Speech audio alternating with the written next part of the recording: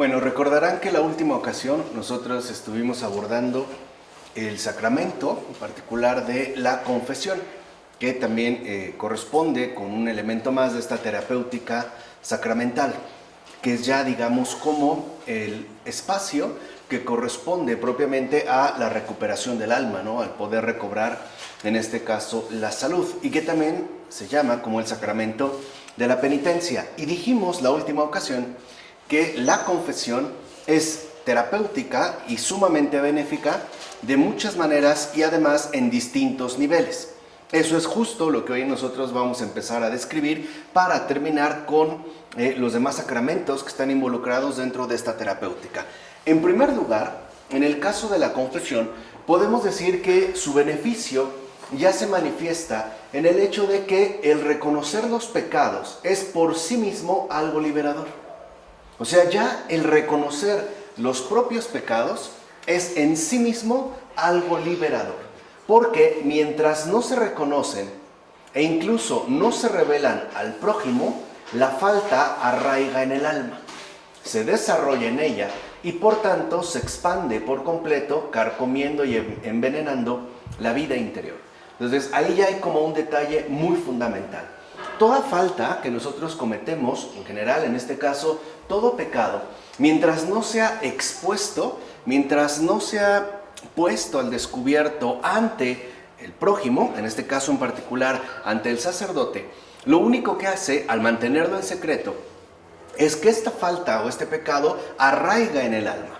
Y al ir arraigando, en efecto, se irá desarrollando, al grado de que irá alcanzando una extensión cada vez mayor. Y esto se verá reflejado en el hecho de que nuestra alma se irá viendo cada vez mucho más envenenada, ¿no? Ocurre, por ejemplo, como un gusano de fruta.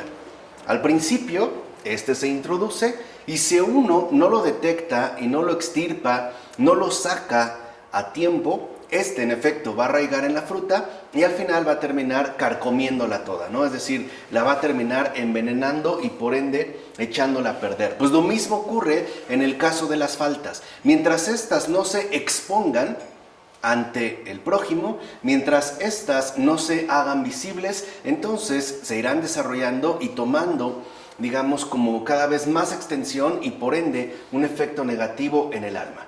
Lo cual en efecto va a causar importantes estragos por todas partes, a través, por ejemplo, de la ansiedad. El saber que tenemos algo ahí guardado que necesitamos nosotros sacar, o bien el abatimiento, o sea que nos sintamos decaídos por la falta que hayamos cometido, o el desaliento. Por ejemplo, el suponer que en efecto mi vida realmente no vale la pena, o bien incluso no soy capaz de superar algo así, o tal vez la culpabilidad, ¿no? Que correspondería con el llevar esta carga por cuenta propia hasta llegar, quizá en los casos más extremos, a la desesperación. El hecho de que esto, en pocas palabras, no se exterioriza.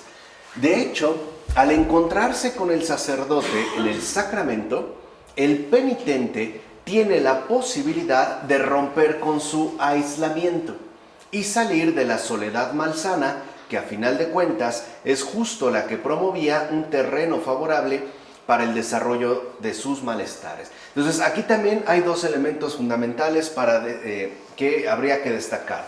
En primer lugar, el encuentro del penitente con el sacerdote en el sacramento de la confesión. Lo primero que entonces realiza es romper con ese aislamiento, que de hecho es justo lo que permite que el mal se vaya como apoderando cada vez más de nosotros. De hecho, la falta cometida pareciera siempre como querernos dirigir a esa especie de soledad malsana, o sea, de mantenernos aislados con respecto a los demás en lo referente a lo que hayamos hecho. Y esto es así de fondo, porque mientras la falta no sea expuesta, mientras no sea puesta al descubierto, entonces esta ganará más terreno y por ende también irá adquiriendo cada vez una mayor fuerza. Y esta mayor fuerza al final se verá reflejada en la manera en la cual nosotros tendremos que ir como soportando los malestares, es decir, los efectos que esta falta resguardada a partir de esta soledad malsana, va promoviendo, ¿no? Entonces, es fundamental entender que en la confesión, una de las cosas principales que se logran es romper con esa soledad malsana o aislamiento que suele darse a partir del momento en el que cometemos una falta. Para nosotros es como lo común pensar o suponer que si hemos cometido algo malo o algo indebido, lo mejor es que nadie se entere. Tratar de que eso pase como oculto para los demás, aun cuando esto no sea posible para uno mismo. Y este es un error bastante grave. De hecho, lo primero que nosotros deberíamos de hacer es acudir al sacramento de la confesión. ¿Para qué? Para no darle espacio a que este malestar que ya está instalado en el alma, pues tome como una mayor fuerza y al final se extienda, generando a su vez también un mayor dominio, ¿no? Ocurre en un paralelismo también orgánico como con el cáncer. Sabemos que prácticamente todo cáncer es curable. El problema es la detección. O sea, si tú lograras detectar un cáncer a tiempo, podrías combatirlo sin ningún problema. De hecho, la complicación comienza a partir de la extensión de este cáncer, ¿no? A partir de lo que en general se llama metástasis. Entonces ya es prácticamente muy difícil el poder controlarlo, puesto que este se ha extendido ya de una manera sumamente intensiva e incluso agresiva. Bueno, para que tengan como una referencia ciertamente más accesible, lo mismo ocurre con las faltas cometidas. Mientras éstas permanezcan ocultas en el alma, toman fuerza y dominio. Por eso es muy común que cuando uno ha cometido una falta, insisto, lo primero que pensamos es tratar de ocultarla, o bien tratar de aligerarla, por ejemplo, pensando que no es algo tan grave, o que no es tan dañino, o que simple y sencillamente pues no es algo como a lo cual yo le debería de dar como tanta importancia, ¿no? Entonces buscamos de alguna u otra manera que parezca, al menos ante nosotros, como algo ciertamente ligero. Incluso hay personas que al momento de llegar ante el confesionario parece tener como una sugestión muy fuerte de que no expongan esa falta, que no necesariamente tiene que ser grave, ojo con eso. Claro, en el caso de una falta grave es más evidente quizá la sensación de vergüenza que podemos llegar a experimentar, o incluso esa necesidad de mantenerlo en secreto, es decir, de seguirlo conservando. Pero aun cuando parezca que la falta es pequeña, por ejemplo, una mirada indebida, un mal pensamiento, debemos exponerlo, porque, insisto, mientras no sea expuesto ante el sacerdote en el confesionario, este malestar irá tomando fuerza, y eso es lo que quiere, por decirlo de alguna manera, ganar tiempo. O sea, lo que busca el pecado es ganar tiempo a partir de que éste no sea expuesto. Por eso, lamentablemente, habrá personas que a lo largo de su vida, por ejemplo, suelen confesar sus faltas muy pocas veces. Muchas veces lo harán hacia el final de sus vidas, si es que les da tiempo, ¿no? Tienen oportunidad. O en situaciones, digamos, ya límite o extrema.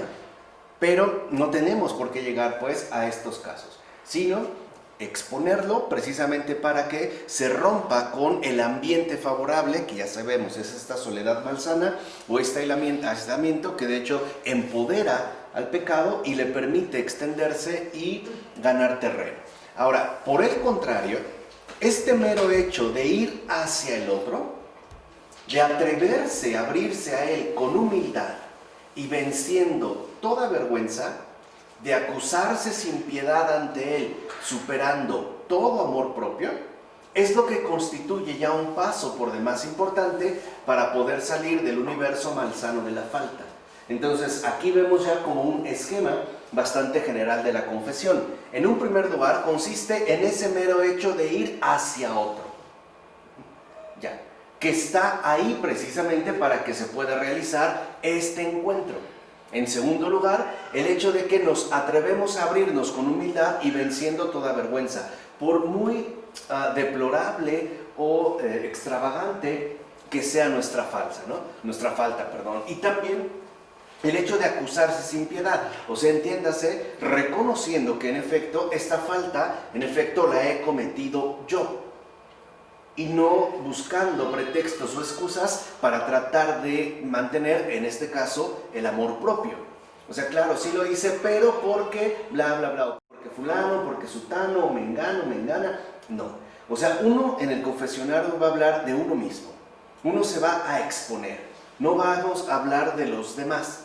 Y este gesto, por muy simple que parezca, en realidad ya es un paso muy importante para poder escapar de ese aislamiento, ¿no? De ese universo malsano de la falta, que como dijimos está caracterizado en efecto en un primer lugar por el aislamiento, o sea, por el no exponer las faltas cometidas. Ahora, por otra parte, expresar y verbalizar los males que se sufren produce también un efecto liberador. Esto es cierto.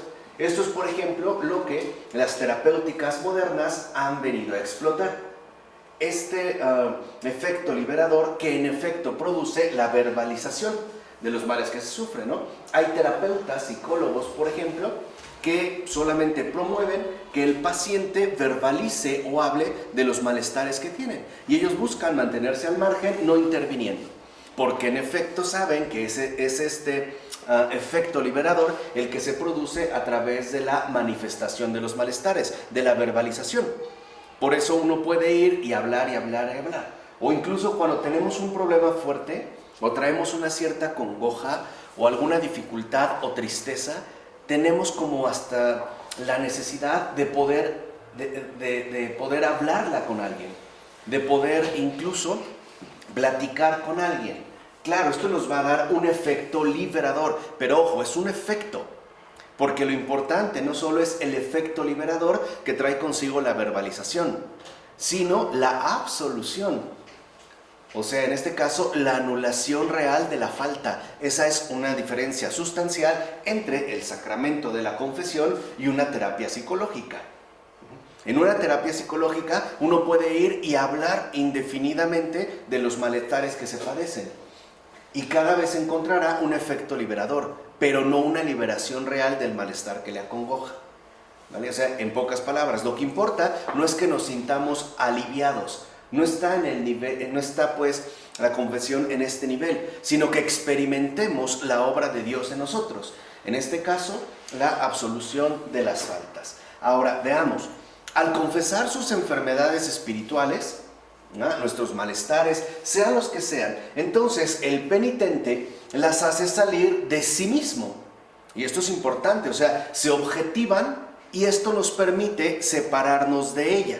De hecho, lo importante es que en el momento en el que se exponen nuestras faltas, nuestros pecados, nuestras enfermedades espirituales, nuestras debilidades, etcétera, etcétera, etcétera, eso ya promueve que se rompan los lazos internos que ciertamente nos unían a ellas. Al poder objetivarlas, entonces pierden fuerza interior, es lo que quiero que entiendan. Por eso es tan importante que en la confesión no guardemos nada. Insisto, por muy pequeño que nos parezca una falta o por muy irrelevante, simple y sencillamente hay que comentarlo todo. En consecuencia, como en efecto han sostenido los padres, estas enfermedades, estos malestares, dejan de habitar en el mundo interior y además dejan por ende de estar parasitando en el alma, al grado de que se tornan algo incluso ajeno a uno mismo. De tal forma que ya no están dominándome interiormente, sino que ahora se vuelven parte de una objetivación que les hace perder ese terreno interno en el cual en efecto estaban parasitando. Y tan ya no me pertenecen que incluso el interlocutor, en este caso el sacerdote, puede intervenir hablando de ellas, sobre ellas o con respecto a ellas, incluso dándome consejos o recomendaciones para no volver a incurrir en esa falta. O sea, ya no es una cosa mía, aislada, sino que ahora en este caso también el interlocutor, en este caso el sacerdote, puede intervenir y desbaratarla, ¿no? Esto también pasa al nivel fisiológico. Por ejemplo, cuando comemos un alimento en estado de descomposición, o sea, cuando ingerimos una comida echada a perder, el cuerpo necesita expulsarla. Por eso, las dos reacciones básicas son o vómito o diarrea. Porque mientras más rápido el cuerpo lo expulse, más pronta será su recuperación. pero la tiene que sacar. Esto se ve también, por ejemplo, a través de la gripe. Por eso tenemos tanta secreción, por ejemplo. Porque es importante irnos liberando de todas estas toxinas, en este caso de nuestras enfermedades. Hay enfermedades que también provocan sudoraciones y sabemos que a través de la sudoración uno también se libera de muchas toxinas. Por eso a veces también se recomienda el deporte, ¿no? Liberarse en este caso de estas toxinas. Pero así como el cuerpo también necesita expulsar aquello que le daña, el alma igual. Y el alma lo hará a través, en este caso particular, de el lenguaje. De tal manera que al exteriorizar nuestros malestares, nuestros padecimientos, al mismo tiempo se rompen los vínculos internos que manteníamos con ellos. Lo cual, dicho sea de paso, desbarata al mismo tiempo la estrategia fundamental de los demonios. ¿En qué consiste la estrategia fundamental de los demonios? Actuar siempre en secreto. Eso es estrictamente demoníaco. Mientras el demonio logre actuar en secreto, es decir, mientras el demonio pase completamente desapercibido, puede ganar muchísimo terreno e incluso también poder de ejecución. Pero cuando su estrategia es puesta al descubierto, o sea, cuando el demonio ya ha sido, en este caso, detectado y además se ha expuesto a los demás, pierde todo poder. Por eso no es casual que los demonios siempre busquen actuar en secreto, de tal forma que nosotros o bien por descuido no reaccionemos, o bien por negligencia no actuemos de la manera correcta o indebida. Por eso les decía, ¿no?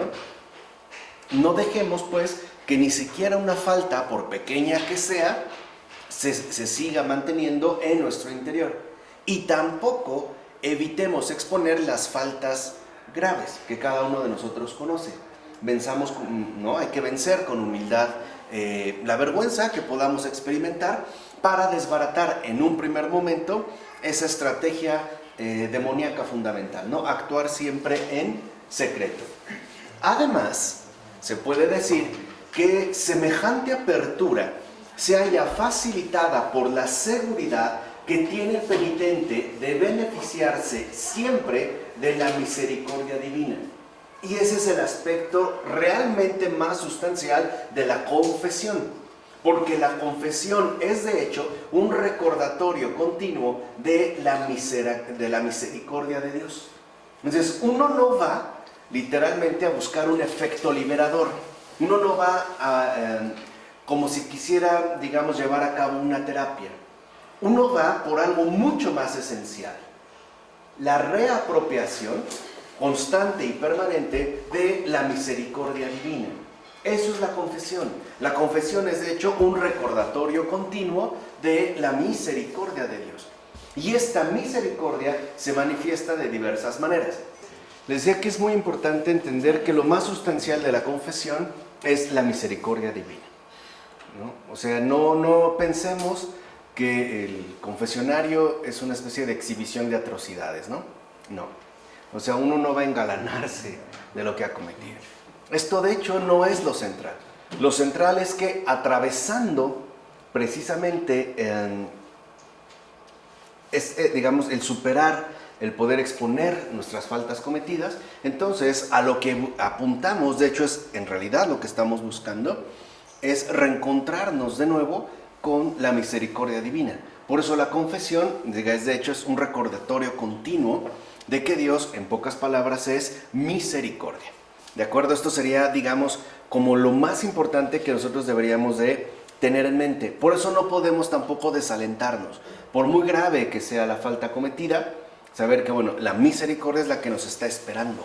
Y por eso también están ahí los confesores, que son ahorita, digamos, también en los que vamos a insistir.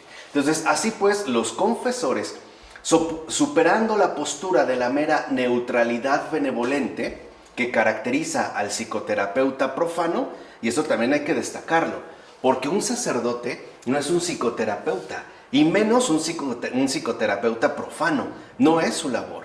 O sea, un sacerdote también en este caso es un confesor, por eso en efecto también puede confesar, cosa que no puede hacer un diácono, por ejemplo, ¿no? podrá hacer una liturgia de la palabra, podrá administrar el sacramento del bautismo, etcétera, pero no puede confesar y tampoco puede consagrar. Entonces, para entender que el confesor no tiene una postura común de una neutralidad benevolente, que sería en efecto la que en todo caso caracterizaría al psicoterapeuta profano. No, sino que el confesor precisamente también tendría que estar colocado dentro de este gesto de la divina misericordia. Y por ello, los confesores deberían dar prueba de una gran compasión al oír los males que se les revelan. Entonces, el confesor debe de ir ante todo con una actitud de compasión. Está ahí precisamente para recibir los males cometidos por un hermano suyo. De tal forma que entonces el primer gesto de un confesor debe de ser un rostro compasivo. O sea, el confesor debe de ser en este caso compasivo. No puede adelantarse, digamos, a la situación particular del alma. Por eso no es casual que el sacerdote en un primer momento guarde silencio, en este caso el confesor. Pero no solo para que nosotros hablemos, sino para que, en efecto, él muestre o dé una gran prueba de compasión.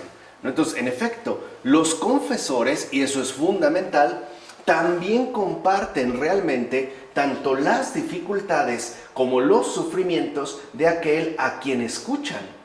Y esto es bien importante. O sea, no son especialistas de oreja clínica ni meros profesionales. Por ejemplo, como los psicoanalistas, especialistas de oreja clínica, ¿no? O que se afanan en mostrar su perfil profesional, al grado de que pueden distanciarse de aquel que los visita, porque él es el especialista. El enfermo, en todo caso, es el otro. No. Los confesores, en principio, son seres humanos. Y por eso el Señor nos ha puesto como confesores a otros seres humanos, y no a ángeles, por ejemplo. ¿Para qué? Para que estos confesores, al ser también seres humanos, puedan ser íntimamente cercanos con, en este caso, el penitente. Porque un confesor también comparte realmente tanto las dificultades como los sufrimientos de aquel a quien escucha.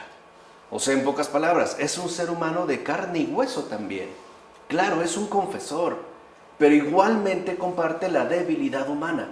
Por eso es que el confesor, al ser humano, es, digamos, como el propósito de que tenga esta empatía, esta cercanía con cada uno de nosotros a partir de la compasión. De hecho, los confesores manifiestan el amor espiritual que sienten por su hermano dolido, justo como el padre ante el hijo pródigo que, a pesar de todo, colma de amor al que llega de nuevo a él. Y esto es algo también muy importante, porque a veces pareciera que los confesores no manifiestan este amor espiritual, sino una especie de moralismo rígido, ¿no? Que ya lo habíamos discutido en una ocasión anterior. El cristianismo no es moralismo. Entonces, uno no va a acusarse de las faltas cometidas. Uno va de plano a orientarse de nuevo hacia la misericordia de Dios y espera que en efecto el confesor se encuentre, por decirlo de esta manera, pues en la misma sintonía, en esa sintonía de amor espiritual que en primer lugar reconoce con dolor, o sea, con un corazón verdaderamente sintiente, la dolencia particular del hermano que se ha acercado a él. Por eso también le decimos Padre. Por eso al sacerdote le decimos Padre, porque está llamado a ser una imagen viva del Padre y sobre todo de este Padre misericordioso. Así pues, esta actitud del sacerdote, hecha de escucha paciente y humilde, no de superioridad profesionalmente neutra, como el psicoterapeuta profano, que no juzga, sino que comprende, que es disponibilidad absoluta para con el otro, recibido inmediatamente como un hermano sufriente y no como un mero paciente más, permite establecer la relación más profunda en la caridad, que de hecho es el clima más favorable para la eficacia de la recuperación. Entonces, el confesor, ante todo, debe de manifestar una clara actitud, hecha, como dijimos, de escucha paciente y humilde. Y una actitud que no juzga, sino que comprende. Y sobre todo en estos tiempos, una actitud de disponibilidad absoluta con respecto al otro, a aquel que se le acerca. Esto lo insistió mucho el Papa Francisco y en particular aquí en México. Ya en su momento hemos hablado también de los sacerdotes. Y es importante exponerlo. Porque, como dijo el Papa Francisco, los sacerdotes no son dueños de los sacramentos. Ellos no son sus propietarios. Son sus administradores. Y por eso el sacerdote también está llamado a mostrar esta disponibilidad absoluta. De hecho, el clericalismo, justo lo que rompe, y es lo que combate el Papa Francisco, y con toda razón, justo lo que rompe es esta distorsión de la actitud fundamental del confesor. Porque el clericalismo hace del sacerdote un profesional más como otro. Por ejemplo, limitando la confesión a un horario en particular. De tal manera que, como si uno pudiera calendarizar sus momentos de compunción, por ejemplo, ¿no? O sea, decir, a ver, mi momento álgido de arrepentimiento es el jueves de 5 a 6 de la tarde, ¿no? No se puede calendarizar. Y uno a veces encuentra a un sacerdote, padre, ¿me puede confesar? Híjole, no tengo tiempo, no es horario de confesiones, ve a preguntar a la secretaria, ahí están los horarios, y luego vas en los horarios de confesión y no hay confesor. Porque salió, porque se fue, porque tuvo 1001 actividades. Sí, claro, pero no debe de olvidar que es disponibilidad absoluta. Por eso les decía, el sacerdocio no es un juego, ni y mucho menos es una caricatura. Al grado de que el sacerdote, insisto, al manifestarse, ¿no?, como una imagen viviente del Padre misericordioso, también debe de mantener esa disponibilidad absoluta. De hecho, Dios nos recibe en cualquier momento. De día, de noche, cuando estamos contentos, cuando estamos tristes, cuando estamos limpios, cuando estamos sucios. No pone condicionamientos. No nos dice, ahorita no, el jueves de 5 a 6. ¿No? O vente el lunes por la mañana. No, es una disponibilidad absoluta. De hecho, esta sería como el gesto más importante para un sacerdote. Y por ello eso es lo que vivió el santo cura de Ars, o sea, San Juan María Vianney. No es casual que sea patrono de los confesores. ¿Qué hizo el gran y admirable cura de Ars? ¿No? El santo cura de Ars. Pues manifestar una disponibilidad total, pero total, absoluta. Podía pasar hasta 16, 18 horas en el confesionario. Solamente en el confesionario. Y a veces cuando tenía por ahí un huequito, por ejemplo, ¿no?, y se iba a la cocina para poder comer algo, a lo mejor agarraba una fruta y alguien le decía, padre, lo están buscando, quieren hablar con usted. Nada más cerraba los ojos, olía la fruta, la dejaba y decía, ahorita vengo. Por eso estaba tan flaco. Bueno, físicamente, ¿no? Pero era un titán espiritual. Había una disponibilidad absoluta, así fuera en la noche. Así fuera en la noche. Sabía que, en pocas palabras, el pueblo de Ars sabía que contaba con el sacerdote cuando fuera necesario. No había horarios, no había horarios parroquiales, pues, para tratar de agilizar las cosas, porque no es una burocracia, es una gracia. Y esto es algo bien importante. Entender que así como el Señor nos da esta gracia, pues el que la recibe, en este caso el confesor, pues también debe vivirlo como una gracia dada. Y también el que se acerque al confesor, el penitente, lo debe de vivir como una gracia. De hecho, el cristiano, o sea, el verdadero discípulo de Cristo, ya no dispone de sí mismo. Ya lo dijimos también hace mucho tiempo. O sea, el verdadero cristiano ya no tiene vida propia. Ya no puede hacer lo que quiere, ni lo que hace, ya no. Es exigido, ¿no? Y en este caso también será desgastado. Por tanto, la función del sacerdote, vean cómo de esta actitud, que es la base, pasamos a la función. La función del sacerdote no consiste en proporcionar una enseñanza general, y menos aún en ofrecer un diagnóstico clínico, sino en determinar primeramente lo que más conviene a la persona que está a su lado, o sea, a la persona que ha ido a confesarse con él, teniendo en cuenta su personalidad, su género de vida y de actividad, sus posibilidades, sus dificultades habituales y el tipo de patología que presenta. Esto es fundamental. Por eso resulta deseable que el confesor conozca bien al penitente para que pueda seguir la evolución de su estado interior y poder así describir correctamente su situación particular. Es importante pues que tengamos un confesor, cosa que al menos en estos tiempos veo la verdad cada vez más difícil.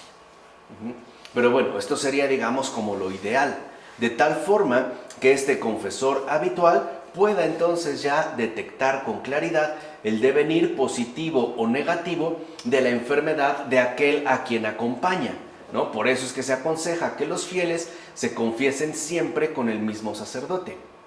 Pero a veces, debido a sus múltiples actividades clericales, no tienen el tiempo o la disponibilidad, pero sí es aconsejable. Entonces, el sacerdote no aparece pues en su función ni como un maestro ni como un catedrático, sino como una persona cercana a aquel que está a su lado. Entonces, el sacerdote, estamos hablando de la confesión, no se olviden, estamos dentro del sacramento de la confesión. Entonces, el sacerdote no está llamado a dar lecciones ni enseñanzas dogmáticas y abstractas, o sea, de manual, sino que como un padre lleno de celo, de sabiduría y de amor, debe alentar, exhortar y poner en guardia con dulzura o con severidad según la persona. Y esto también es muy importante, ¿no? San Francisco de Sales, otro gran confesor, decía que el sacerdote perfecto tiene que hacer un cóctel perfecto de dulzura y severidad. O sea, hay que saber cómo tratar al alma en cuestión. No podemos tratarla exactamente de la misma manera, y menos en el sacramento de la confesión. Hay que atender a muchas particularidades precisas para poder alcanzar los resultados más óptimos. Y esto también se aplica en el caso de un guía espiritual o de un maestro espiritual. No puede dar recetas genéricas, ni puede tratar de aplicar, por ejemplo, el mismo tipo de principios. De hecho, ni en la medicina ocurre así, porque lo que a un paciente le puede resultar efectivo bajo ciertas circunstancias, a otro no necesariamente. Por ejemplo, si a un paciente que está muy debilitado le asienta bien comidas pesadas, a un paciente que tenga problemas gástricos o que haya tenido, no sé, algunas complicaciones estomacales, pues no le va a venir bien, por ejemplo, ese tipo de remedio que nosotros ofrezcamos.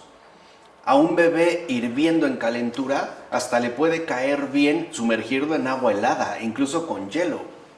Pero hazlo con otra persona en otras circunstancias y entonces le puedes causar un grave daño. Entonces aquí la cosa es como muy delicada, ¿no? Por eso en la actitud del confesor debe de haber una atención particular para saber a quién recibe y por lo tanto también cómo tratarle. Entonces debe pues, en este caso el sacerdote, preparar en el alma del penitente, a imagen de San Juan Bautista, la llegada del Señor. Entonces todo sacerdote tiene algo de San Juan Bautista, porque el confesor en principio debe preparar en el alma del penitente la llegada del Señor. O sea, debe en este caso el sacerdote preparar al alma del penitente para que pueda recibir sin obstáculos ni dificultades la misericordia del Señor, o sea, la llegada del Señor. Ahora, y para que esta llegada en verdad se realice, ahora vamos en el caso del penitente, ya hablamos del confesor, el penitente, debe estar animado por el arrepentimiento. La confesión no es una mera exhibición de las faltas, ni un morboso espectáculo de atrocidades cometidas. No se trata de eso, no es una exhibición de atrocidades, por parafrasear un título de un libro de este gran escritor J.G. Ballard. No se trata de ello, sino que lo que debe animar al penitente es el arrepentimiento. Y el arrepentimiento posee a su vez su propia dinámica. Y por eso hay que entender muy claramente en qué consiste el arrepentimiento. En primer lugar, el arrepentimiento también es una actitud interior. Y la actitud del arrepentimiento hecha a su vez, fíjense, de dos cosas, dos elementos. El pesar por habernos alejado de Dios. Esa es la primera parte del arrepentimiento. Nos duele el mal cometido. Y no nos duele por nosotros mismos. Realmente lo que nos duele es que por este mal cometido, por cuenta propia, es decir, por mi propia voluntad, me he alejado de Dios. Y lo que realmente duele entonces no es los males que yo cometo. Por eso no es una exhibición de faltas ni un morboso espectáculo de atrocidades cometidas. No. Lo que me duele es haberme alejado de Dios. Esa es la primera parte. Pero también se compone el arrepentimiento de una firme voluntad de reformarnos de aquí en adelante. Y esto es lo sustancial. O sea, por un lado me duele haberme alejado de Dios, pero por otro, tengo la firme voluntad de que esta falta cometida de aquí en adelante no se va a repetir. Ese es mi propósito. ¿Se entiende? O sea, por un lado reconozco la falta cometida, me duele que me haya alejado de Dios, pero al mismo tiempo me acerco con la firme voluntad de reformarme de aquí en adelante.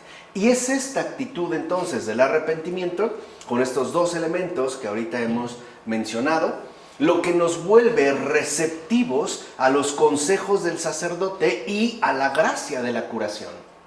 Entonces, la confesión posee su gracia de curación. Pero para que esta gracia de curación sea efectiva en nosotros, debemos de movernos por la actitud del arrepentimiento.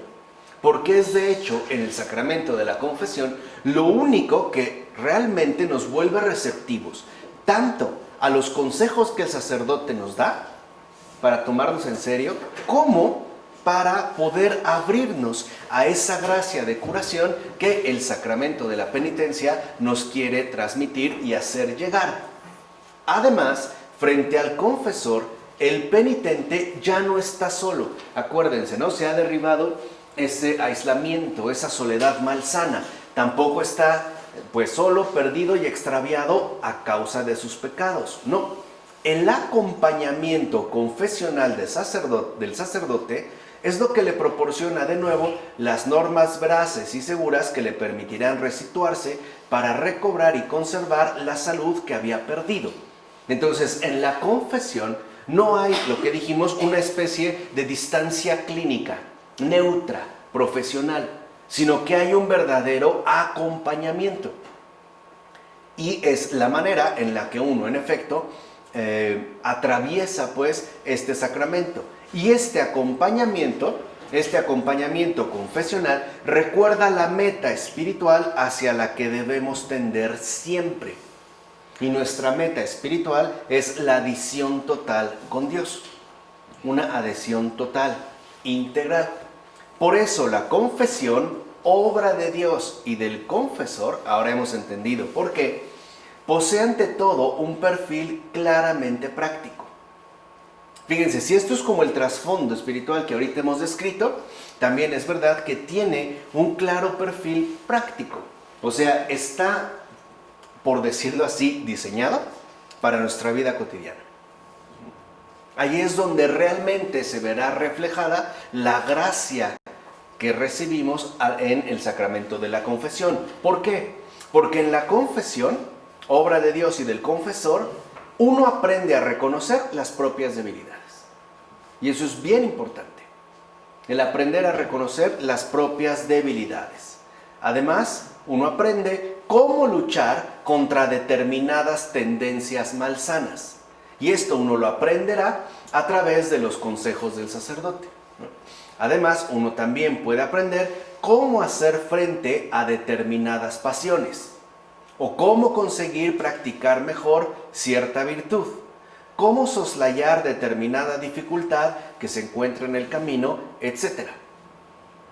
Todo eso es también lo que comporta, porque a veces, claro, nos quedamos con la absolución, pero no, es importante también recibir todo ello.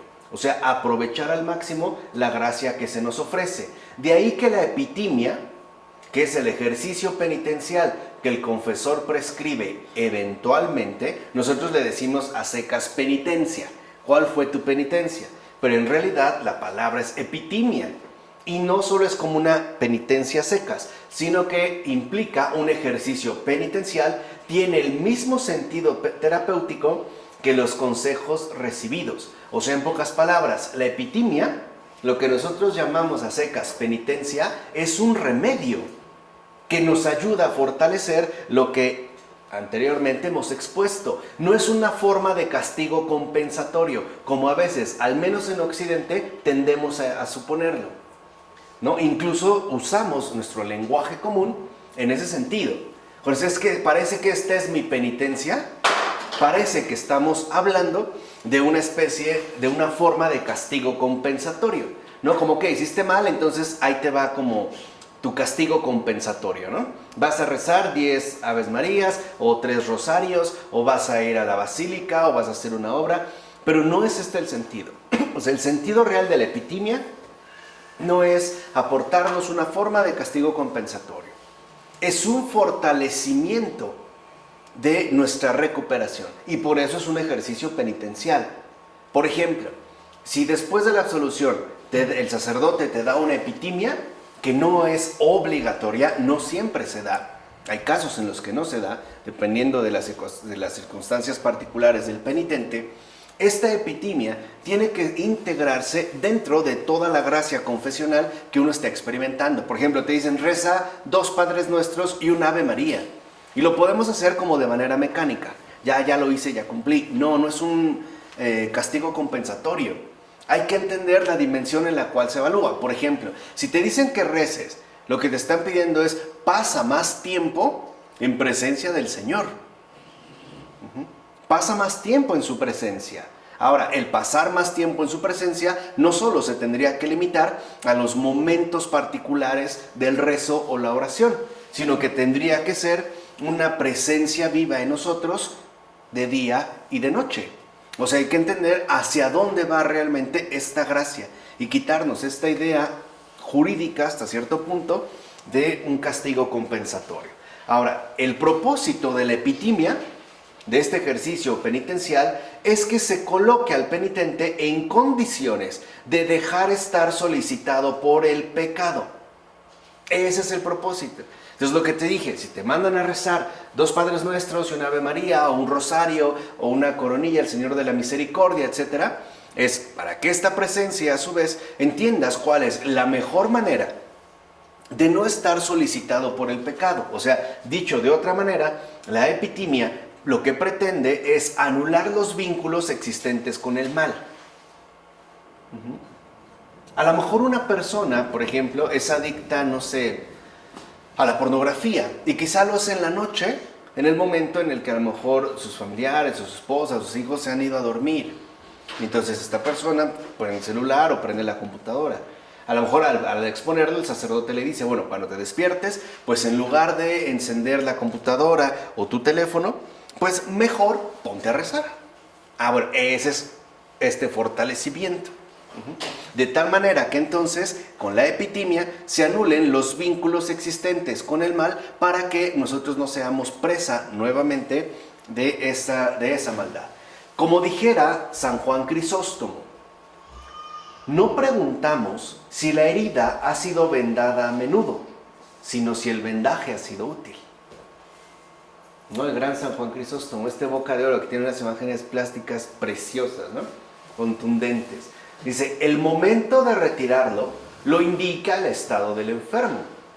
No se trata, pues, de rescatar unos hechos materiales, sino de secar su fuente. Y ahí está el punto. El propósito central de la confesión consiste en, según San Juan Crisóstomo, secar la fuente del pecado habitual en nosotros. Ese es el propósito. Secar la fuente del pecado habitual en nosotros, porque cada uno de nosotros posee, además de esos pecados que compartimos en base a nuestra condición humana, cada uno de nosotros, repito, posee además pecados habituales, que pueden reflejarse, por ejemplo, en los modos apasionados de pensar, o en nuestras formas de hablar, o en ciertos hábitos no adecuados que hemos ido adquiriendo a lo largo de nuestra vida. Entonces lo que se busca en este caso es secar esa fuente, no solo limpiarla por fuera, porque entonces el confesionario sería una especie de lavandería, que es también lo que criticaba John Henry Newman. Decía, no, el confesionario no es una especie como de lavadero, ¿no? Donde hay me ensucio y voy y lavo. No, lo que realmente está en juego no es lo externo, es lo interno. O sea, acuérdense que estamos hablando en este caso de una terapéutica efectivamente espiritual. Entonces, de lo que se trata es secar la fuente del pecado habitual en nosotros. Por eso, aunque solo confesáramos el mismo pecado, hay que hacerlo, por mucha vergüenza que nos dé.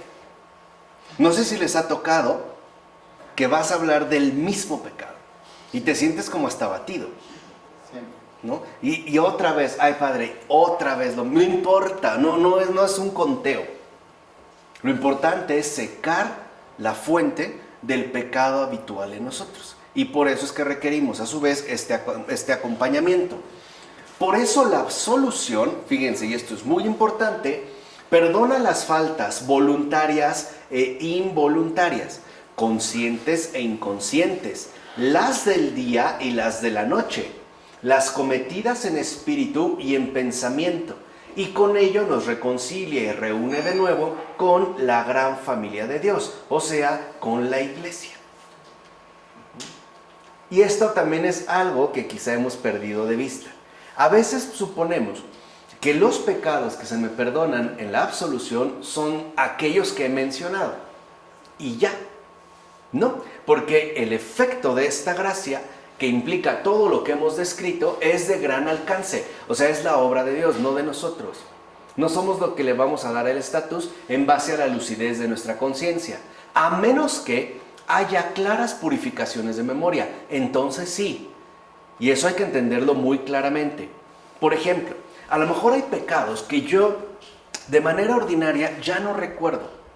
Pero si por la razón que sea, bajo las circunstancias que sea, de repente y como que de la nada me acordé, no sé, de que le robé estando en la primaria a otra persona, o de que maté la mascota de mi vecino, o que le fui infiel a mi novia de la secundaria, de la preparatoria, y fue de la nada, bueno, a eso se le llama purificación de la memoria, y esa es una inspiración del Espíritu Santo. A menos de que haya una purificación de la memoria muy particular, entonces esa hay que exponer. Pero si no, entender y aceptar la obra que el Señor está realizando a partir de esta absolución.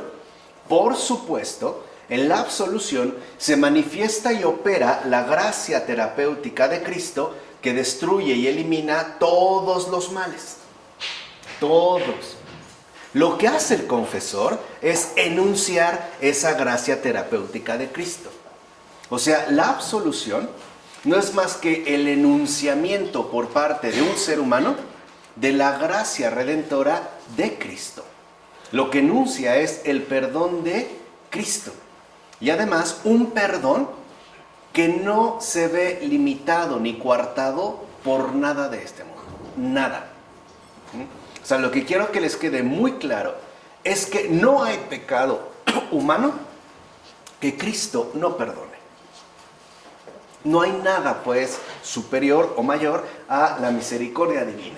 De hecho, la absolución restituye la salud y la gracia que el bautismo nos había dado, pero de las que nos habíamos apartado por nuestros propios pecados.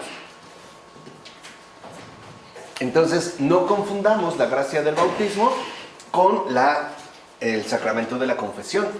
De ahí que el momento de la absolución sea por completo necesario para una curación verdadera y profunda. La mera confesión de las faltas sí alivia hasta cierto punto al enfermo. Dijimos, de ahí proviene en gran medida el éxito de las terapéuticas profanas. De los psicoterapeutas, pues, del mundo. Pero el pecado, aún exteriorizado, a través de que voy a mi terapia y hablé, conserva cierto poder. Y de hecho, es eso lo que promueve un gran negocio para este tipo de terapias. Claro, encontramos un cierto alivio, pero el pecado conserva cierto poder. Y por eso ahí va a estar. De tal manera que uno puede pasarse años y años y años enteros con su respectivo terapeuta. mientras que uno puede renovarse por completo y gratuitamente en un confesionario. Esa es una diferencia que hay que tener muy clara. Entonces, solo la absolución, ya dijimos, ¿no? El amor de Dios es la única que, destruyendo el pecado mediante el perdón divino, lo vuelve totalmente incapaz de hacer más daño. Por eso no se trata de hacer sesiones repetitivas, como en el caso de las psicoterapéuticas, ¿no? Actuales, sin resultado real y efectivo. Hay personas que en efecto han reconocido que a pesar de que van con su psicólogo, no encuentran un resultado real y efectivo. Claro, obtienen un cierto alivio, ya lo dijimos, pero no logran este resultado real y efectivo. ¿Por qué? Porque no poseen la absolución, que no es otra cosa más que el perdón divino. Es algo que solo Dios, pues, puede dar. Así, recordemos, pues, que no basta con decirle al médico que uno está enfermo y qué males padece para poder curarse. Y tampoco las meras palabras del médico son las que nos curan. Si no, no habría medicinas. Bastaría con ir y comentar mis males, ¿no? De hecho, hasta que el mal no haya sido destruido en sus mismas raíces, no puede hablarse de curación. Por eso los psicólogos, digan lo que digan, no curan. Pueden aliviar, pero no curan. Los medicamentos pueden aliviar, no curan. Solo Dios cura. Por eso. Porque mientras el mal no haya sido destruido en sus mismas raíces, no puede hablarse de curación. Y es justo la absolución la que asegura esta destrucción, ya que las enfermedades pasadas dejan de subsistir en nosotros gracias al perdón divino que se nos dispensa para todas nuestras faltas. O sea, la absolución nos aporta un nuevo comienzo de aquí en adelante. Cuando uno sale de la confesión, sabe que de aquí en adelante empieza algo nuevo. Ya no tengo por qué estar condicionado por las faltas pasadas. No tenemos por qué ser idólatras de lo pasado, sino que nos hace mirar hacia el frente. Y este nuevo comienzo uno lo experimenta a través, por ejemplo, y que yo creo que son circunstancias que hemos vivido, a través pues del alivio que se siente interiormente. O bien por medio de una paz interior que incluso nos alegra y aligera el corazón. Cuando uno realmente ha recibido la gracia confesional, o sea, de este sacramento, uno sale aliviado, aligerado y hasta contento. Ahí algo ocurrió, o sea, y es esto lo que vive. Entonces, así restaurados, podemos seguir andando con pureza por los caminos de Dios, lo cual, dicho sea de paso, hace que el sacramento de la confesión aparezca por completo orientado hacia el futuro. Eso es lo más importante. O sea, la confesión, el sacramento de la confesión es el gran taller donde se elabora constantemente la esperanza. La fuerza de la confesión es la esperanza, no es la culpa, ya la habíamos distinguido en otra ocasión. Entonces, la confesión es pues, al igual que el bautismo, pero en otro grado, un ritual de renovación que da muerte al resurgir del hombre viejo, lo cual hace de nuestros comportamientos enfermizos y desordenados un pasado en verdad superado. Esa es la gran gracia eclesial. Ahí es donde se manifiesta esta gran gracia eclesial, que ahora sí nos aporta un pasado en verdad superado. En el psicoanálisis es evidente que no. El trauma nunca es superado, o sea, el pasado se impone y no hay manera de alterarlo ni lo más mínimo, lo cual ya de cierta manera haría hasta cierto punto fraudulenta su terapia de recuperación. Aquí no, aquí sí es un pasado en verdad superado. La gracia entonces nos reúne de nuevo con Dios, con los demás y con uno mismo en plena comunidad eclesial. Esa es la gran gracia eclesial. El sacramento de la confesión es lo que abole toda separación y ruptura de la relación con Dios y con los hermanos a través de sacar al penitente de su mortal aislamiento, que dijimos es la condición primaria enfermiza que lo hunde en este malestar. Con ello, es decir, con esta reincorporación, el penitente recupera la plaza que le corresponde entre los hijos de Dios.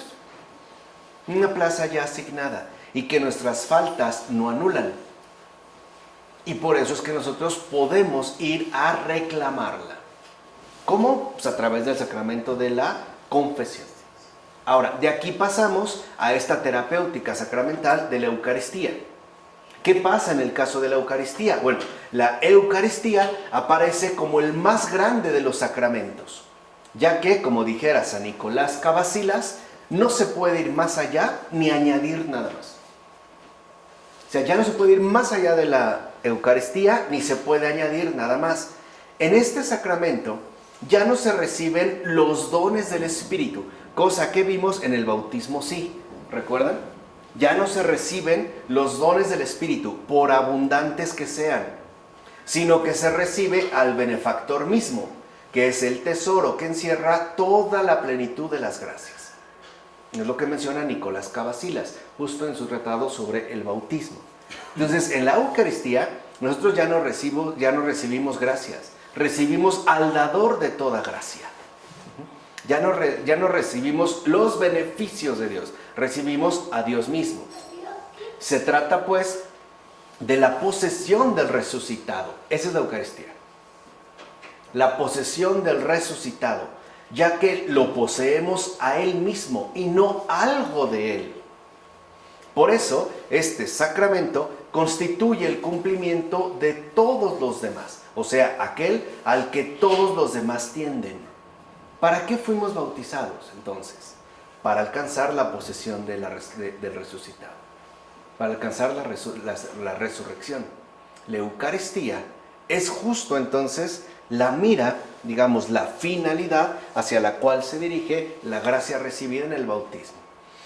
Ahora bien, la Eucaristía no solo configura al ser humano en Cristo, como sí lo hacen los otros sacramentos, sino que realmente lo cristifica. El cuerpo y la sangre de Cristo se expanden por todos nuestros miembros, lo cual nos hace ser realmente cristóforos. Recuerden que en griego esta palabra foros significa portador. Entonces seríamos portadores de Cristo, o sea, cristianos. Ese es un cristiano, un cristóforo. Dios mismo se mezcla con nuestra naturaleza perecedera para deificarla, haciéndola partícipe de su divinidad. Entonces vean algo muy bien interesante. Se habla de la transubstanciación, que ocurre en el momento de la consagración. Pero cuando recibimos la Eucaristía, también hay una especie de transubstanciación, porque nuestra naturaleza perecedera es deificada por Cristo mismo. O sea, también se vive una real transformación. Es lo que Cristo hace. Ya veremos después si subjetivamente aprovechamos o no. Pero eso es lo que Cristo realiza. Hay una real, pues, transformación. Además, este sacramento es el que le da al ser humano el alimento que corresponde a su segundo nacimiento. Lo dijimos en el caso del bautismo. Nosotros deberíamos de hacer 2 fiestas. El día que nacimos y el día que fuimos bautizados. Porque nuestro bautismo es nuestro segundo nacimiento. Por eso los padres ven en este sacramento no solo un remedio, sino el remedio por excelencia. Es decir, el único capaz de curar todos los males vinculados con los pecados. De hecho, va a decir San Juan Crisóstomo, no hay enfermedad que resista la virtud de este remedio. No hay ni una que resista la virtud de este remedio, o sea, de la Eucaristía. Por su parte, San Nicolás Cavasilas califica la Eucaristía como el único remedio para los males de nuestra naturaleza, el único. Por eso, tenemos que recurrir a este remedio no una vez, sino continuamente. Es preciso que el médico nos prodigue sin cesar sus cuidados para curarnos. Así pues, a los pecadores que se acercan como heridos, que necesitan socorro, el Señor los cura, como dijo San Juan de Gázara. Entonces, ¿por qué uno comulga, como decimos nosotros? ¿En qué consiste recibir la Eucaristía? En que nos acercamos como heridos, que sabemos que necesitamos el socorro de Dios. Y Él nos cura de todo. Por eso, por lo menos, necesitamos esta comunión el día domingo, el día del Señor, para tener, ¿no?, la fuerza necesaria y el alimento suficiente para este recorrido semanal, en lo que empezamos de nuevo otra vez.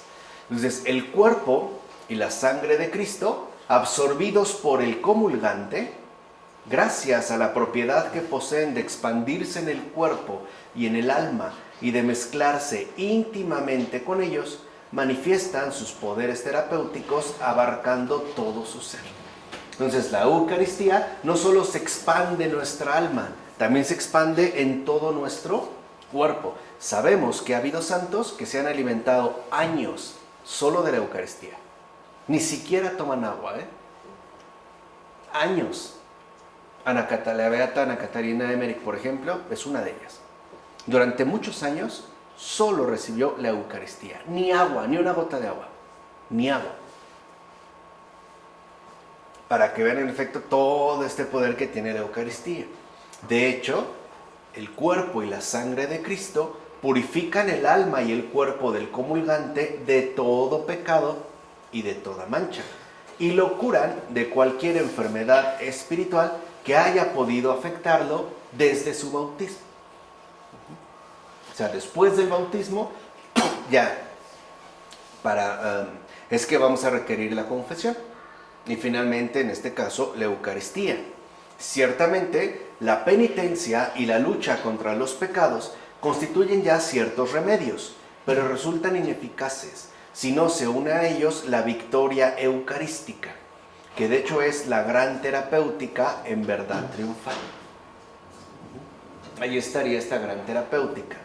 Además, el cuerpo y la sangre de Cristo poseen el poder de hacer desaparecer por completo los falsos razonamientos del ser humano y sus malos pensamientos.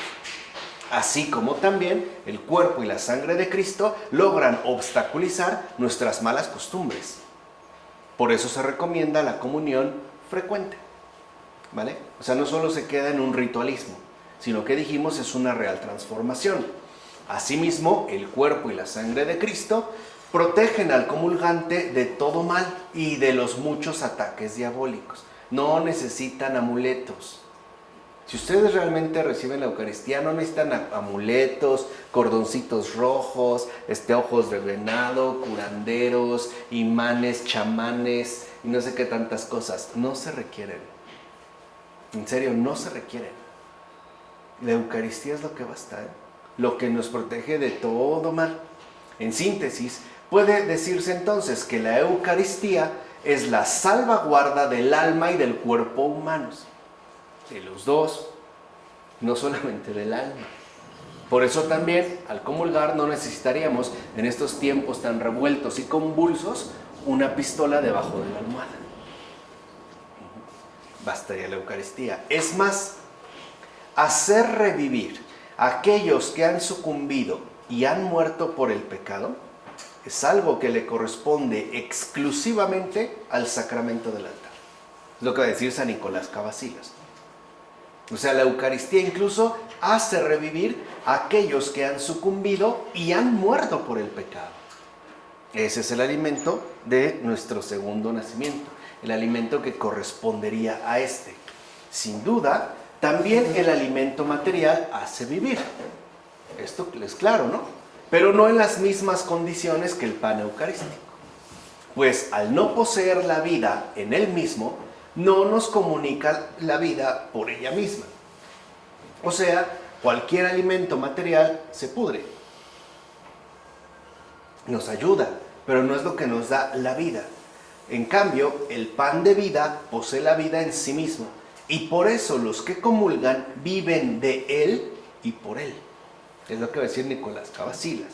El pan de vida es el que cambia y transforma al que lo come, no al revés. Por ejemplo, los que suelen hacer mucho ejercicio en un gimnasio y les recomiendan altas cantidades de proteínas, ¿no?, para que las metabolicen y las conviertan, en pocas palabras, en músculo.